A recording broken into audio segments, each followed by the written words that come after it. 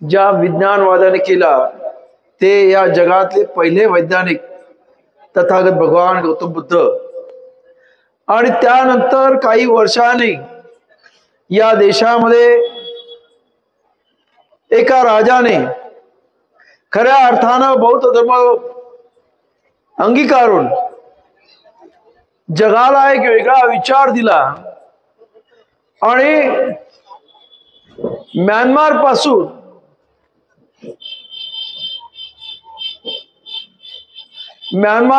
ते अफगाणिस्तान पर्यंत त्याच्या असणाऱ्या साम्राज्यामध्ये बौद्ध धर्म हा राजधर्म म्हणून सर्वत्र जो अत्यंत फुलला फळला ते प्रियदर्शी सम्राट अशोक। आणि आज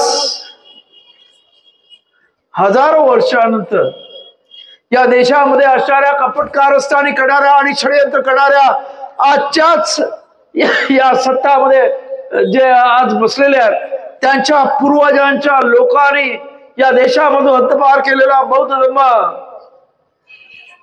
ज्या तुमच्या आणि माझ्या बापानं या देशामध्ये परत एकदा प्रस्थापित केला, पुनर्जीवन केलं आणि या जगाला न भूतो न भविष्यती अशा पद्धतीनं परत एकदा युद्ध नको बुद्ध असा संदेश दिला। ते या देशाचे नव्हे तर या जगाचे भाग्य विधाते खरं आज आपण पाहतो। आज जगाची परिस्थिती पाहिली तर असं लक्षात येईल की जग अत्यंत तिसऱ्या महायुद्धाच्या तोंडावर उभं राहिलेलं आहे। आपण पाहिलं असेल गाझा पट्टीमध्ये इस्रायल वर्सेस संपूर्ण मुस्लिम राष्ट्र, मिडल ईस्ट मध्ये असणारी मुस्लिम राष्ट्र, एका बाजूला इस्रायल, अमेरिका आणि इतर राष्ट्र।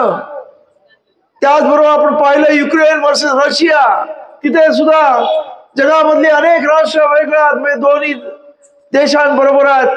त्या तिथं तिसरीकडे असणार चायना वर्सेस तैवान आणि त्यात आपण सुद्धा चायना वर्सेस इंडिया असेल, पाकिस्तान वर्सेस इंडिया अशा अत्यंत स्फोटक परिस्थितीमध्ये आज हे जग उभं असताना बाबासाहेब आंबेडकरांनी 1956 साली या जगामध्ये खऱ्या अर्थाने बौद्ध धर्माची परत एकदा पुनर्स्थापना केली आणि जगाला एक वेगळा विचार दिला, तथागताचा विचार दिला, विज्ञानवादी विचार दिला, शांतीचा विचार दिला।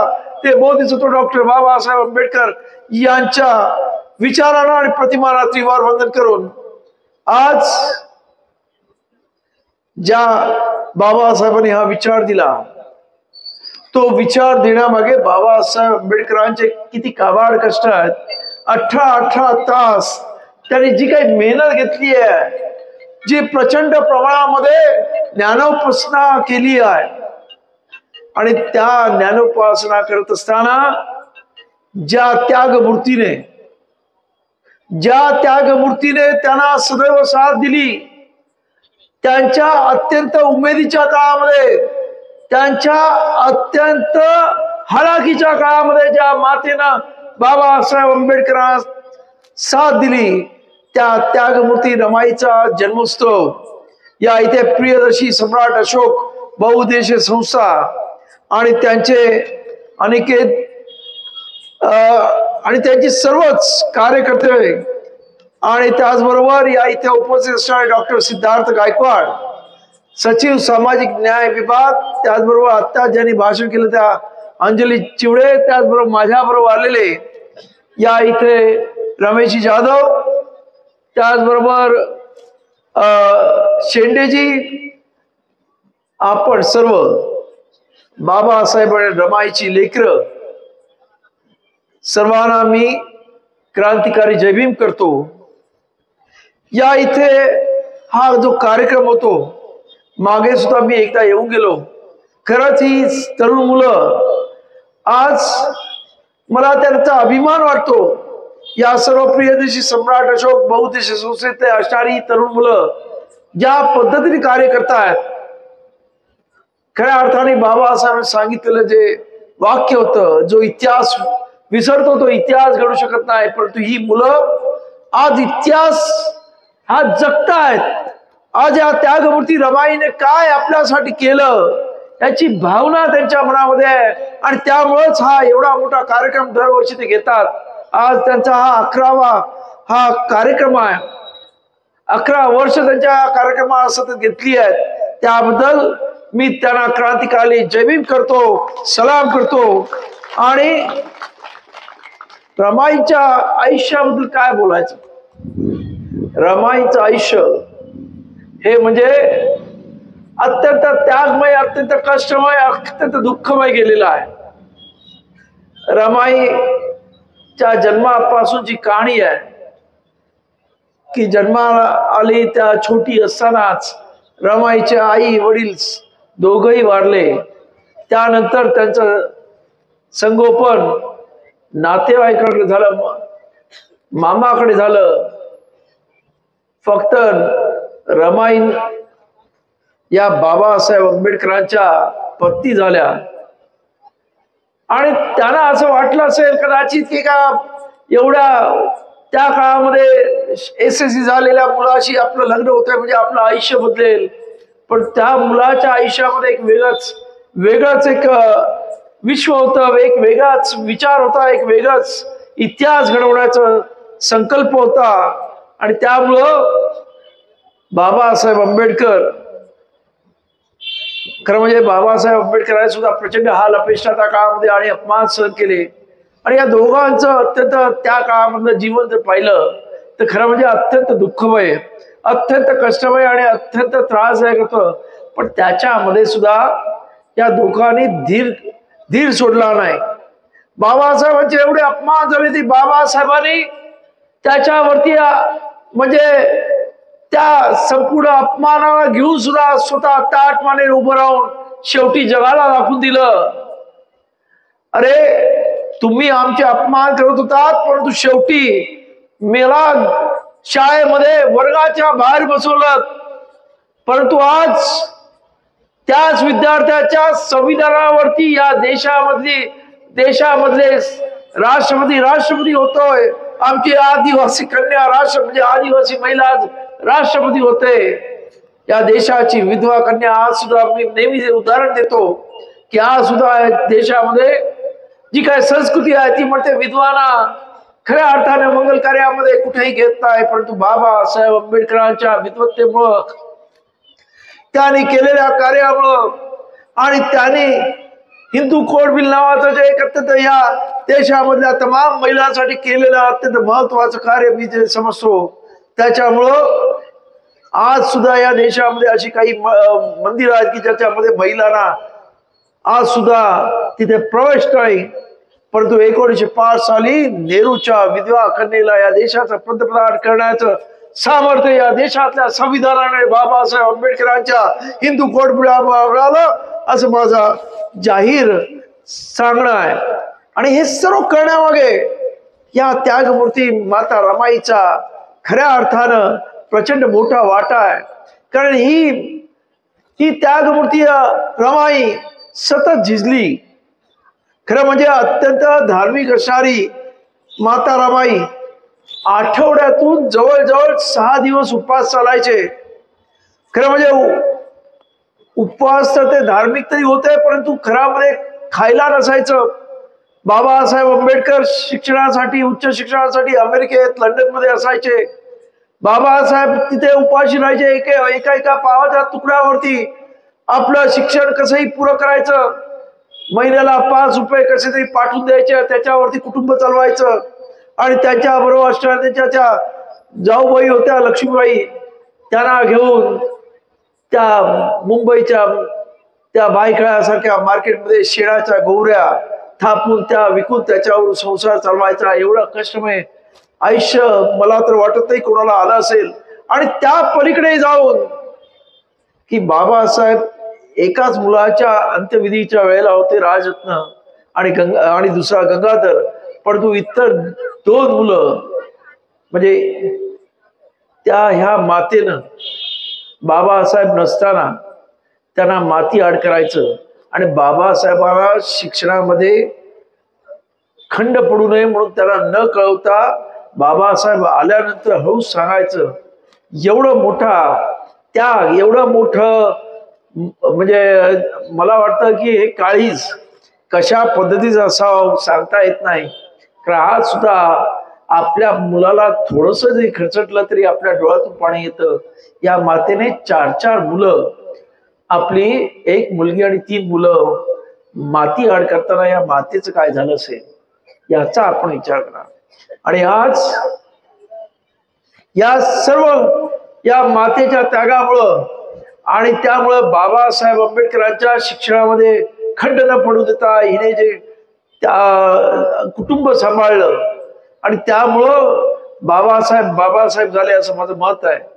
कारण एखाद्या मातेनं जर सांगितलं असतं की माझा नवरा बॅरिस्टर आणि मला त्या पद्धतीचं राहणं सहाणं पाहिजे असतं तर बाबासाहेबांना ती कदापि बाबासाहेब होता आलं नसं. परंतु या मातेचं मन एवढं मोठं होतं की ही बाबासाहेब आंबेडकर 1931 लंडनला पहिल्यांदा गोलमेज परिषदेला गेले. या मातेला तब्येत बरी नव्हती आणि बाबासाहेबांचे कार्यकर्ते धारवाडचे वराळे म्हणून होते आणि धारवाडला बाबासाहेब आंबेडकर 1-2दा केसेसला गेले होते. तेव्हा बाबासाहेबांना लक्षात आलं की धारवाडची हवामान अत्यंत चांगलं आहे आणि मुंबईचं कसं दमट हवामान असतं, तिकडचं ड्राय क्लायमेट, चांगल्या पद्धतीचं क्लायमेट असल्यामुळे बाबासाहेबांनी त्या वराळ्यांना सांगितलं की तुम्ही या रमाईला आपल्याकडे 1-2 महिन्यासाठी घेऊन घ्या. त्या गेल्या. त्यावेळेस वराळे मामाना, म्हणजे त्या काळात त्यांना सर्वजण वराळे मामा म्हणायचे, त्या बाबासाहेब आंबेडकरांच्या कार्यकर्त्याला बाबासाहेबांनी त्यावेळेस म्हणजे 1930 साली त्या धारवाडमध्ये मुलांचं हॉस्टेल काढून दिलं होतं आणि त्याला सरकार दरबारी ग्रँट मिळत होती. रमाई तिथं त्या हॉस्टेल मधल्या एका रूम मध्ये राहत होती. मुलं इतर ठिकाणी राहायची. त्या वराळे मामा म्हणजे वराळ्यांची पत्नी आणि त्यांच्याबरोबर अशा स्वयंपाक जेवण बनवायच्या. एक दिवशी असं झालं की तिथे त्या सकाळच्या वेळेला संपूर्ण सामसूम दिसलं. किचन मध्ये कसलाही आवाज नाही, काही नाही. रमाईने चौकशी केली तर लक्षात आलं की तिकडचं रेशन होतं ते सर्व संपलेलं आहे. गव्हर्नमेंटची ग्रँट आलेली नाहीये. सावकार उसने पैसे देत नाहीये आणि मुलांना आज काय खायला नाही. ही जेव्हा परिस्थिती रमाईला लक्षात आली तेव्हा त्या वराळ्यांना बोलून माता रमाईने आपल्या हातातल्या बांगड्या ज्या बाबासाहेब आंबेडकरांनी कधीतरी आपल्या बायकोला कधीतरी सोनं घालावं म्हणून हौसेने केल्या होत्या, त्या 4 बांगड्या दिल्या आणि त्यांनी सांगितलं की या सावकाराकडे घाण ठेवा आणि जे पैसे मिळतील त्याच्यातून पहिल्यांदा धान्य आणा आणि त्या मुलांना खायला घाला.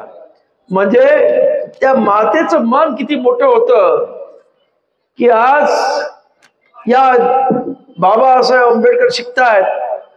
बाबासाहेब आंबेडकर एकटे शिकले नाही पाहिजे तर या समाजातली सर्व मुलं शिकली पाहिजे. आणि त्यासाठी जी ही मुलं हॉस्टेलमध्ये राहत होती त्यांच्या खाण्यापिण्याची आबा होऊ नये म्हणून स्वतःच्या हातातल्या बांगड्या काढून देणारी ही माता रमाई एकुलती एक असावी असं मला वाटतं. आणि त्यामुळंच या मातेचं दुसरं एक वैशिष्ट्य म्हणजे अत्यंत धार्मिक होती आणि त्यामुळं माता रमाई 6 दिवस उपवास करायची. बाबासाहेब अत्यंत थट्टेनं म्हणायचे, तू आजारी आहेस, तुझा एकही देव तुला इथं बघायला येत नाही किंवा तुझा आजार पण नीट करायला येत नाही. पण तू माता रमाईच्या डोक्यामध्ये जे काही होतं हे धार्मिक वेड. त्यामुळे बाबासाहेब आंबेडकर आणि त्यांच्यामध्ये अनेक वेळा खटके सुद्धा उडालेले आहेत की हेच तू सर्व सोड, अत्यंत चांगल्या आपण जेव आणि तुझ्या तब्येतीला जप. पण तू माता रमाई ज्या पद्धतीनं आज सुद्धा या देशातल्या महिला ज्या पद्धतीनं ह्या अंधश्रद्धेच्या आणि धार्मिकतेच्या भावनेच्या विळख्यात पडल्यात, ही तर माता आमची अशिक्षित होती आणि आपल्या नवऱ्याचं आयुष्य उदंड व्हावं. आपल्या नवऱ्याला अनेक वेळेला अनेक लोक अशा हे देतात, थ्रीट देतात आणि त्यामुळं त्याच्यातून वाचावं म्हणून सतत उपवास करणारी ही माता बाबासाहेब किती सांगितले तरी न ऐकणारी माता शेवटी जेव्हा 27 मे 1935 ला गेली तेव्हा बाबासाहेबांनी एक ठरवलं की या देशामध्ये ह्या लोकांवरती जो पगडा बसलेला आहे, या देशातल्या सर्वसामान्य माणसांवरती जो पगडा बसलेला आहे, या देशामधल्या अंधश्रद्धा अंधरूढी या परंपरेचा, आणि तो मी तोडल्याशिवाय राहणार. म्हणून 13 ऑक्टोबर 1935 रोजी म्हणजे माता रमाई गेल्यानंतर जवळजवळ 5-6 महिन्यांनी बाबासाहेब आंबेडकरांनी एवढा मुकामी जी घोषणा केली, हिंदू धर्मात जन्म घेणं हे माझ्या हातात नव्हतं, परंतु कुठच्या धर्मात मरणं हे माझ्या हातात आहे, आणि त्या पद्धतीनं मी केल्याशिवाय राहणार नाही. आणि मग आपण पाहतो की 14 ऑक्टोबर 1956 ला बाबासाहेब आंबेडकरांनी याच नागपूर मुक्कामी बौद्ध धर्माची दीक्षा घेतली. परंतु मला तर असं वाटतं की माता रमाईनं ज्या पद्धतीनं घरामध्ये बाबासाहेबांच्या आयुष्याला कुठलाही निष्कलंक राहावं, त्यांना कुठल्याही प्रकारचा धोका होऊ नये, आणि म्हणून ज्या पद्धतीनं बाबासाहेब आंबेडकरांसाठी उपवास तपास केले, स्वतःच्या तब्येतीकडे लक्ष दिलं नाही, आणि म्हणूनच बाबासाहेब आंबेडकरांच्या लक्षात आलं की मी माझ्या सुविध पत्नीला समजावू शकलो नाही, ते समाज तर दूर आहे, ती तर माझ्या बरोबर असते, तिला मी समजावू शकलो नाही. एवढ्या अंधश्रद्धा, एवढ्या रूढी परंपरा मध्ये हा देशामधला प्रत्येक माणूस अडकलेला आहे. आणि म्हणून बाबासाहेब आंबेडकरांनी नंतर लगेच 5-6 महिन्यामध्ये ती धर्मांतराची घोषणा केली, एवढा मुकामी. आणि आपण पाहतो की त्याने ती या नागपूर मुक्कामी खऱ्या अर्थानं ती पूर्ण केली. हे करण्यामागचं हेच कारण होतं की बाबासाहेबांनी आपण पाहिलं जाती अंताची लढाई सुरुवात केली, परंतु बाबासाहेब पाहिलं की लोकांमध्ये एवढी प्रचंड अंधश्रद्धा आहे की ती अंधश्रद्धा ही कदापि डोक्यातून जात नाही, कुठचाही विचार जात नाही. आणि म्हणून बाबासाहेबांनी आपल्याला विज्ञानवादी एक वेगळ्या प्रकारचा विचार, ज्याच्यामध्ये तथागत असं म्हणतात, मी सांगतो म्हणून नाही तर तू तुझ्या तुझ्या बुद्धीला विचारून स्मरून विचार कर आणि मग तू तुझा निर्णय घे. अशा पद्धतीचा एक वेगळा विचार देणारा तथागताचा भगवंताचा बौद्ध धर्म आपल्या सर्वांना दिला. एक वेगळ्या प्रकारचा वैज्ञानिक दृष्टिकोन आपल्या सर्वांना दिला, ज्याच्यामुळे आज काही प्रमाणात तरी बाबासाहेब आंबेडकरांच्या समाजामधल्या लोकांच्या अंधश्रद्धा अंधरूढी कमी झालेल्या आहेत. किंवा माझं असं म्हणणं आहे की आज एससी मधला सर्वात जास्त शिकलेला समाज कोण असेल तर तो बाबासाहेब आंबेडकरांचा अनुयायी आणि बौद्ध समाज आहे. आणि याचं एकुलते एक कारण म्हणजे बाबासाहेब आंबेडकरांनी दिलेला बौद्ध धर्म, ज्याच्यामुळं आपली एक वैचारिक प्रगती झाली. आणि बाबासाहेबांनी सांगितलं शिका, आणि आपण शिकलो. अनेक देवाधिकांचे उपास आमच्या माता भगिनीपासून आमच्या माणसांनी सोडलं आणि खऱ्या अर्थाने विज्ञानाची कास घेतली, आणि एक वेगळा समाज या देशामध्ये निर्माण झाला, जो आज बाबासाहेबांच्या विचारामुळं, बाबासाहेब दिलेल्या एक आगळं वेगळं धर्मामुळं खऱ्या अर्थानं प्रगतीपथावर आहे असं म्हटलं तर वावगं ठरणार नाही. आणि हे सर्व करण्यामागे म्हणजे माता रमाईची ही जी काही त्याग आहे, जो बाबासाहेबांनी पाहिला, जो प्रचंड त्याग आहे, परंतु त्याच्यातून निष्फळ काय झालं असं जर बाबासाहेबांना वाटलं, आणि त्यामुळे ते केलेलं त्याने उचललेलं अत्यंत महत्वाचं आयुष्यामधलं महत्वाचं पाऊल आहे, जे एक म्हणजे त्यांच्या आयुष्याला तर कलाटणी दिलं, पण या देशाच्या देशाला आणि जगाला एक वेगळा विचार देऊन गेला असं माझं म्हणणं आहे. तेव्हा माता रमाई बद्दल अनेक गोष्टी सांगता येण्यासारख्या आहेत की माता रमाईने बाबासाहेबांना हट्ट धरला की आपण पंढरपूरला जाऊया. पण बाबासाहेबांना माहित होतं पंढरपूरला गेलं तरी हिला गाभाऱ्यामध्ये घेतलं जाणार नाही, मी एवढा शिकलेला असताना सुद्धा मला सुद्धा गाभाऱ्यात घेतलं जाणार नाही. मग बाबासाहेब आंबेडकर माता रमाईला समजतात की आपणच आपलं एक नवं पंढरपूर तयार करूया. आणि मला वाटतं ही नागपूरची दीक्षाभूमी एक नवं बाबासाहेब आंबेडकरांनी निर्माण केलेलं पंढरपूर आहे असं माझं म्हणणं आहे. आणि ते बाबासाहेब आंबेडकर खरं करून दाखवलं. आणि आज हे सर्व सांगत असताना मला ही बाबासाहेबांनी केलेली क्रांती करत पाहिली असताना आज या देशामध्ये जी प्रतिक्रांती चालू आहे, परत एकदा या देशाला 16व्या आणि 17व्या शतकामध्ये घेऊन जाण्याचा प्रयत्न काही लोक करतात, ते पाहून अत्यंत दुःख होत आहे.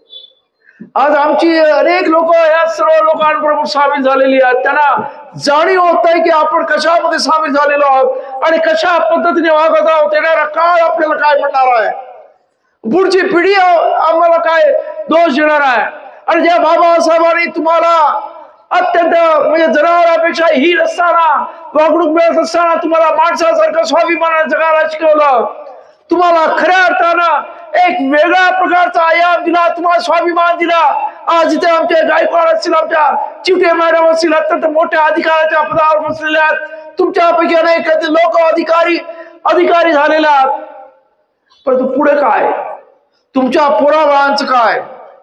या देशामध्ये आता स्पष्ट पद्धतीने चर्चा झालेली आहे की बाबासाहेबांचं संविधान बदलायचं आणि या देशाला हिंदू राष्ट्र बनवायचं. आणि त्यासाठी अत्यंत पद्धतशीरपणे या देशामध्ये अत्यंत पद्धतशीरपणे कपटकार रचना करून सरकार पडायची आणि पद्धतशीरपणे या देशामध्ये हिंदू राष्ट्र निर्माण करायचा हा जो प्रयत्न चाललाय, याला आंबेडकरी समाज आज काहीतरी रिॲक्शन देणार आहे की नाही? आम्ही कुठच्या धर्माच्या विरुद्ध नाही, परंतु आमच्यावरती अन्याय करणं, हे बाबासाहेब म्हणाले, अन्याय करणाऱ्यापेक्षा अन्याय सहन करणारा हा माणूस अत्यंत जास्त दोषी असतो, हे आपण लक्षात घ्या. आणि आज ज्या पद्धतीने उघड पद्धतीने हे म्हणतात की आम्ही हिंदू राष्ट्र बनवणार, आम्हाला विचारावं असं वाटतंय, अरे हिंदू राष्ट्र म्हणजे मनुच्या घटनेवरती असणारं राष्ट्र तुम्ही बनवणार असाल तर या माझ्या आया बहिणी आज इतक्या मोठ्या झाल्यात. आमची राष्ट्रपती जी मुर्मू आहे, जिला आज सुद्धा तुम्ही त्या तिथं संसदेच्या नवीन पार्लमेंटच्या ओपनिंगला बोलवलं नाहीत. त्या राम मंदिर जी या देशाची पहिली नागरिक आहे, प्रथम नागरिक आहे, तिला त्या राम मंदिरामध्ये प्रवेश दिला नाही. या पद्धतीने तुम्ही वागत असाल आणि घोषितपणे हे हिंदू राष्ट्र करण्याचा तुमचा प्रयत्न आहे. उद्या काय आमच्या माता भगिनींना तुम्हाला सती पाठवायचंय, त्यांचं केवट करायचंय, त्यांना शिक्षणावर बंदी घालायची आहे. अरे जगामध्ये जी धर्मांध राष्ट्र आहे त्याच्यामध्ये काय चाललेलं आहे? जगामधली धर्मांध राष्ट्र मुस्लिम राष्ट्र आहेत. आपण पाहतो की अनेक मुस्लिम राष्ट्र म्हणजे अफगाणिस्तानचं उदाहरण घ्या, त्या तिथे तुर्कस्तानचं उदाहरण घ्या. अत्यंत तुर्की हा युरोपला लागलेला देश होता. एकेकाळी त्यांच्याकडे एवढं फ्रीडम होतं की युरोपियन लोकांसारखी ती मंडळी दिसतात आणि त्या पद्धतीचं कल्चर होतं. आणि तिथे धर्मांध शक्तीने ताबा घेतला. आज काय परिस्थिती आहे? त्यांच्या महिलांना बुरख्यातून बाहेर पडावं लागतं आणि बाहेर पडत असताना कोणीतरी घरातला माणूस त्यांच्या बरोबर असावा लागतो. शिक्षणामध्ये अफगाणिस्तानमध्ये आपण पाहिलं, एक मुलगी शिकत असताना ती शिकायला जाते म्हणून तिच्या लहान मुलीवर फायरिंग केली जाते. अशा पद्धतीच्या पाबंदी येतात. अरे धर्माच्या नावावरती अशा पद्धतीने देश चालवायचा असेल तर या देशामधल्या महिलांनी खास करून विचार करायला पाहिजे की काय चाललेलं आहे पुढे, आमच्या येणाऱ्या पुढच्या पिढीला काय वाढून ठेवणार आहे. या इथं आपण सुद्धा आंबेडकरी समाजाने सुद्धा विचार करायला पाहिजे की तुमचं आज या देशामधली परिस्थिती काय आहे. 2014 पर्यंत या देशामध्ये अनेक पब्लिक सेक्टर होत्या, अनेक नव्या पब्लिक सेक्टर निर्माण होत होत्या. 2014 ते 2024 मध्ये एक तरी पब्लिक सेक्टर नव्याने निर्माण झाली का सांगा? नव्हे तर 50च्या वरती ज्या पब्लिक सेक्टर होत्या त्यांचं प्रायव्हेटायझेशन झालं. एअर इंडिया असेल, LIC ची सुरुवात झालेली आहे. अनेक म्हणजे अनेक कंपन्यांचं मी नाव सांगू शकतो की ज्या कंपन्यांचं प्रायव्हेटायझेशन झालंय. त्याच्यामुळे काय झालंय तर तुमचं आरक्षण संपलेलं आहे आणि त्या आरक्षणामुळे आपली माणसं अत्यंत चांगल्या मानाच्या स्थानावरती आहेत. उद्या त्यांना या प्रायव्हेट कंपन्यांमध्ये नोकऱ्या मिळणार आहेत का, हा महत्वाचा प्रश्न आहे. तर हे सर्व जे काही अत्यंत पद्धतशीरपणे तुमचे पुढे जाण्याच्या वाटचालीवरती रोख लावण्याचा प्रयत्न केला जातोय. किंवा शिक्षणामध्ये सुद्धा आपण पाहिलं असेल 5,000 झडपीच्या शाळा बंद केल्या जातात, कारण गरिबाची पोरं शिकतात. आणि आता प्रायव्हेट एज्युकेशनला अत्यंत मोठ्या प्रमाणामध्ये प्रोत्साहन दिलं जातं. ज्या प्रायव्हेट CBSE इंटरनॅशनल स्कूल्स, त्यांच्या किमती 1-1 लाख रुपये फी असतात. कोणाला परवडणार आहेत? कोणाची पोरं शिकणार आहेत? तुमची पोरं शिकावी तशी तुमची इच्छा असेल तर आज हे सर्व बदलायला पाहिजे. या दोघांच्या त्यागाने तुम्हाला आज जी काही चांगली कपडे वस्त्र अंगावरती मिळाले, घरदार गाडी घोडा मिळालेला आहे, परंतु आता या देशामध्ये जी परिस्थिती निर्माण होते पुढच्या काळामध्ये सर्व जाणार आहे. आणि याच काळाची पावलं जर आपण आता ओळखली नाहीत तर येणारा काळ तुम्हाला माफ करणार नाही, येणारी पिढी तुम्हाला माफ करणार नाही, हे आपण लक्षात घ्या. आणि त्यासाठी या दोघांच्या त्यागातून म्हणजे आणि खास करून त्या रमाईच्या त्यागातून हे जे काही बाबासाहेबांनी तुमच्यासाठी ऐश्वर निर्माण केलं ते कवडी मोलानं विकू नका, एवढंच माझं म्हणणं आहे. मी कवडी मोलाने विकू नका हे म्हणत असताना मी अत्यंत योग्य पद्धतीने शब्द वापरलेला आहे. कारण बाबासाहेबांनी तुमच्यासाठी संविधान सभेमध्ये मताचा अधिकार घेताना एवढा प्रचंड झगडा केलेला आहे. त्या काळामधले असणारे संविधान सभेमधली जी चर्चा आहे ती जरा वाचा, म्हणजे तुम्हाला कळते. त्यावेळेचे असणारे काँग्रेसवाले म्हणाले बाबासाहेब या देशामध्ये तमाम दारिद्र्याने आणि गरीब आणि अशिक्षित माणसाला मताच्या अधिकाराची गरज काय, यांना मताचा अधिकार देऊन त्याला त्याची किंमत तरी माहिती का? आणि तुम्ही दिलात तरी त्यांचं मत आम्ही विकत घेतल्याशिवाय राहणार नाही असे बाबासाहेब आंबेडकरांना त्यांनी त्यावेळेस त्या काँग्रेसच्या पुढाऱ्यांनी सांगितलं. तेव्हा बाबासाहेब त्याचे हसले. ते म्हणाले मला माहिती आहे आज हा देश दारिद्र्यात आहे, या देशामध्ये 90% दारिद्र्य असं आहे. आणि त्यामुळं या काँग्रेसमध्ये असणारे तुमचे जे उद्योग करणारे अनेक प्रकारचे जे काही धंदे आहेत आणि त्यामुळं तुमच्याकडे पैसा भरपूर आहे आणि तुम्ही त्यामुळं गरिबांची मतं विकत घ्याल याबद्दल मला पूर्ण खात्री आहे. आणि त्यामुळं तुम्ही या सत्तेवरती सुद्धा याबद्दल सुद्धा मला खात्री आहे. परंतु या देशामधल्या जेव्हा या गरिबाला कळेल की मी त्याच्यासाठी अत्यंत महत्वाचं हत्यार घेतलेलं आहे, ज्या हत्यारामुळं उद्या तुमच्या सारखी माणसं जेव्हा ही माणसं सुशिक्षित होतील, शिकतील आणि जरा काही याच्यामध्ये काही कळायला लागेल तेव्हा ही मंडळी तुमच्याकडे येतील. तुमच्या आणि हे जे का आज तुम्ही मतं विकत घेण्याची भाषा करताय त्यांच्या पायाला हात लावून त्यांच्या मताची भीक मागावी लागेल. परंतु दुर्दैवानं आज सुद्धा तो दिवस येत नाही. 21वे शतक आहे. असंच याच देशाची परिस्थिती आहे ज्याच्या बाबासाहेब तुमच्या बापाने देश संविधान बनवलं. एक तुमचा खासदार निवडू शकत नाही, एक तुमचा आमदार निवडू शकत नाही, कारण आम्ही मताचं बाजारीकरण करतो, कवडी मोलाने आमची मतं विकतो. खरं म्हणजे बाबासाहेबांनी एकदा त्रागाने असं म्हटलं होतं, अरे तुम्ही तुमचं मत विकता, मग तुमची घरातली बाई विकल्यासारखा, अशा त्रागाने बाबासाहेब बोलले होते. परंतु तरी सुद्धा आज सुद्धा आम्ही भारावर येत नाही. खरं म्हणजे दुर्दैव आहे. आणि आज अमेरिकेसारख्या ठिकाणी मी मुद्दाम उदाहरण देतो, नेहमी उदाहरण देतो की 15व्या आणि 16व्या शतकामध्ये त्या आफ्रिकेतून बोटी भरून अमेरिकेमध्ये गुलाम घेऊन गेले. त्याला गुलामच म्हणायचं, काय लोकांना गुलाम म्हटलं जायचं. आणि त्याला चापाच्या फटकाऱ्याने मारून तिथं काम करून घेतलं जायचं. आणि त्याच्यावरती आजची जे अमेरिकेचं वैभव आहे ते अमेरिकेचं वैभव निर्माण केलं. आणि त्यांना खरं म्हणजे 1800 ते 1900 शतकामध्ये ते तर दुय्यम नागरिक होते, म्हणजे गोरे त्यांना त्यांच्या लेवलचे समजायचे नसत. त्यांना कसलाही मतदाराला किंवा कसलाही अधिकार नव्हता. आणि त्यानंतर त्यांच्यामध्ये 1950 साली अब्राहम लिंकन नावाचा एक अत्यंत विद्वान माणूस होऊन गेला, जो त्यांचा लीडर होता. त्याचं एक अत्यंत महत्वाचं आणि अत्यंत प्रभावी भाषण आहे 1950 सालचं. त्याच्यात त्याने असं म्हटलं, आय हॅव अ ड्रीम. म्हणजे त्याचं भाषणाचं वर्डिंगच आहे, आय हॅव अ ड्रीम, म्हणजे मी एक स्वप्न पाहतोय. आणि त्याच्यामध्ये त्याने पुढं असं म्हटलं की ह्या देशाचा राष्ट्राध्यक्ष कधीतरी एक काळा माणूस व्हावा. आणि त्याचं ते ड्रीम 1912 मध्ये अमेरिकेमध्ये बराक ओबामा नावाचा एक राष्ट्राध्यक्ष काळा माणूस त्या देशाचा खऱ्या अर्थानं राष्ट्राध्यक्ष झाला आणि त्याचं स्वप्न सत्यात उतरलं. परंतु ज्या बाबासाहेबांना या देशाला संविधान दिलं आणि सांगितलं जा तुमच्या घरावर लिहून द्या आम्हाला सत्ताधारी व्हायचंय, त्या बाबासाहेबांचं स्वप्न तुम्ही कधी खरं करणार आहात हे बाबासाहेबांना जाणो. तेव्हा ही जी काय परिस्थिती आपण निर्माण केलेली आहे, आपल्या सभोवती जी काय परिस्थिती निर्माण होत आहे, याच्यावरती आपण जर खऱ्या अर्थाने भाष्य केलं नाही आणि खऱ्या अर्थानं या दोघांच्या त्यागातून आपलं हे जे आजचे हा जो आपला संसार उभारलेला आहे आणि त्या त्यागाचा त्यांचा त्याग फुकट जाऊ नये असं आपल्या प्रत्येकाला जर वाटत असेल तर आज बाबासाहेबांच्या विचाराशी प्रामाणिक राहण्याची गरज आहे असं मला वाटतं.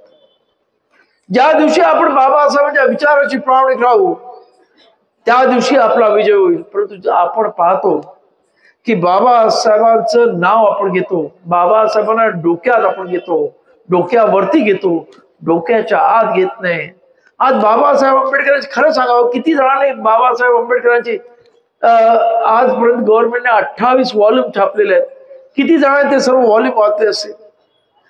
एका दुसरं कोणीतरी वाचलं असेल. अरे बाबासाहेबांचं विचारधनच एवढं आहे, ते जरी वाचलं तरी तुमचं आयुष्याचं कोट कल्याण झाल्याशिवाय राहणार नाही असं माझं मत आहे. पण दुर्दैवानं ते होत नाही. आपला समाज फक्त आज आम्ही या संपूर्ण असणाऱ्या ज्या आजच्या ज्या मीडियाचं वेगळं जग निर्माण झालं त्याच्यामध्ये मशगूल झालेलो आहोत. आपल्याला सभोवतालचं जे काही चाललेलं आहे त्याच्या खऱ्या अर्थानं अंदाजच घेता येत नाही. मी मगाशी म्हटलं की अमेरिकेमध्ये तिथे ड्युअल सिटिझनशिप होती. मला आश्चर्य वाटणार नाही की 1924ला जातीवादी मनुवादी देशामध्ये आल्यानंतर ह्या देशामध्ये पण ड्युअल सिटिझनशिप चालू झाली तर मला आश्चर्य वाटणार नाही. CAA NRCच्या नावाखाली पहिल्यांदा मुस्लिमांसाठी होईल, त्यानंतर इतर धर्मियांसाठी होईल, ज्याच्यामध्ये जेव्हा हिंदू राष्ट्र होईल तेव्हा फक्त हिंदूंना मतदान, इतर सर्व धर्मियांना मताचा अधिकार सुद्धा दिला जाईल की नाही याबद्दल शंका आहे. अशा पद्धतीचे कायदे करण्यासाठी आपण पाहतो की विरोधकांची असणारी जी सरकार आहे ती कशाही पद्धतीने पाळायची, त्यांना आपल्या ताब्यामध्ये घ्यायचं, हे जे काय चाललेलं आहे हे आपण आपल्या उघड्या डोळ्यात पाहतो. आणि तरी आम्ही शुद्धीवर येणार नसू तर आमच्या एवढे महामूर्ख आम्हीच असू हे लक्षात घ्या. आणि म्हणून आज या त्यागमूर्ती रमाईचा हा आपण जन्मोत्सव अत्यंत थाटामाटात करतात, अत्यंत सुंदर पद्धतीनं हा एक दिवस आधीच करतात. त्याबद्दल खरं म्हणजे मी नागपूर वासियांना आणि खास करून या प्रियदर्शी सम्राट अशोक बहुउद्देशीय संस्थेच्या सर्व पदाधिकाऱ्यांना धन्यवाद देत आहोत. परंतु हा त्याग फुकट जाऊ द्यायचा नसेल, त्याने केलेले कष्ट, उपसलेले कष्ट आणि त्याने घेतलेले परिश्रम जर फुकट जाऊ द्यायचे नसेल तर आज सुद्धा वेळ गेली नाही. या देशामध्ये खऱ्या अर्थानं या देशाचा इतिहास सांगतो की तुम्हीच मंडळी आहात की या देशामध्ये क्रांती करू शकता. पेशवाई गाडणारी अवलाद सुद्धा तुम्ही आहात. या देशामध्ये नागवंशी जे बाबासाहेब म्हणाले नागपूर हे नागवंशांचं केंद्र आहे आणि त्याच्यामधले तुम्ही नागवंशी आहात. तुमच्यामध्ये तेवढी ताकद आहे. मला पूर्ण आशा आहे बाबासाहेब सुद्धा आशेवर जगले, रमाई आशेवर जगल्या की या देशामध्ये एके दिवशी आमच्या लोकांचं उत्थान होईल. खऱ्या अर्थानं झालं. मी सुद्धा आशेवर आहे की तुम्ही खऱ्या अर्थाने बाबासाहेब आंबेडकर तथागताचा विचार अंगीकाराल आणि ह्या देशामध्ये चाललेली ही जी प्रतिक्रांती आहे बाबासाहेबांच्या क्रांतीला जी काही ज्या पद्धतीनं अत्यंत या क्रांतीला संपवण्याचं कटकारस्थान चालू आहे त्याला समर्थपणे तोंड देण्यासाठी आपण सर्वजण एक दिलाने, एक विचारानं, एक संघ. खरं म्हणजे आम्ही नेहमीच तथागताची प्रार्थना म्हणतो तेव्हा आम्ही संघाला शरण जातो. संघाला म्हणजे एका युनिटीला शरण जातो. ते खऱ्या अर्थानं आपल्या आयुष्यामध्ये आचरणात राहणार.